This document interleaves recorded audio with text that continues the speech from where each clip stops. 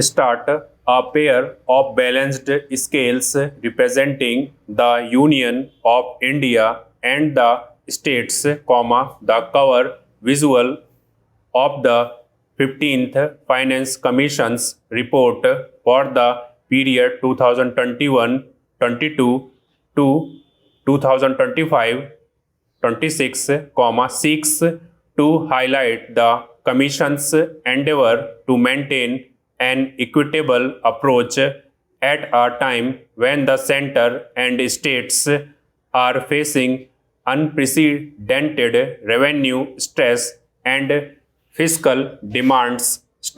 The center has accepted much of the Commission's broad recommendations, including giving states a 41% share of the divisible pool of taxes and revenue deficit grants of nearly rupees 2.95 lakh crore for 17 states over the next 5 years. It has also acceded to the Commission's suggestion to make grants towards urban and rural local bodies conditional upon states setting up their own finance commissions and publishing online the accounts of local bodies. And 60% of these grants will be further linked to these bodies providing sanitation and water services.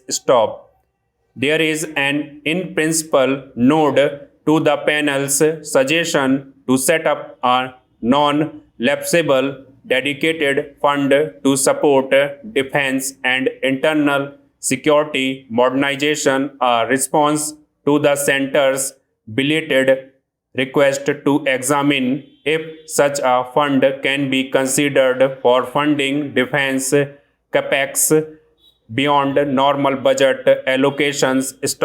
While the panel has suggested moving rupees 1.53 lakh crore out of the Consolidated Fund of India over 5 years to partly finance this, the center has said the funding nitty-gritties will be examined later. States would monitor how the modalities here evolve, even as they have reason to fret about the center's non-committal response to the Commission's recommendations of sector-specific and other grants, for them adding up to about rupees 1.8 lakh crore.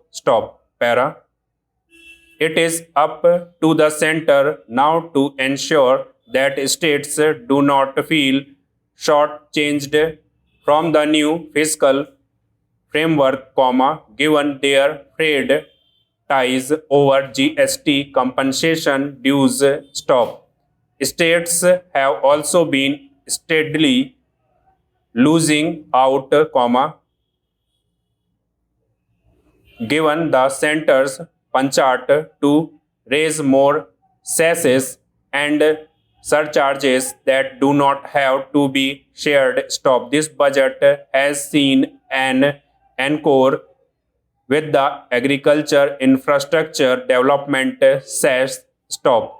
One wishes to Commission had at least noted its displeasure on this practice, like its predecessors did. Unlike them, however, the N.K. Singh-led panel had to cope with a tumultuous shift in the domestic and global microeconomic landscape.